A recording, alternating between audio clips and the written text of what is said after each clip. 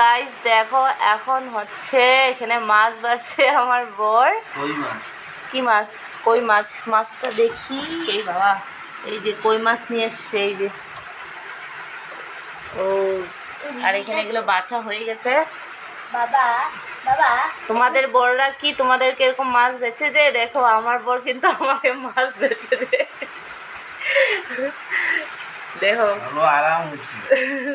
না আমি এইসব মাছ বাছতে পারি না অ্যাকচুয়ালি, তো ওই বাছে। দেখো এক একটা সাইজ দেখো। ওই বাবা, ওই কাটা লাগবে। বাবা এখানে নিজে একটা মাছ হিলতেছে।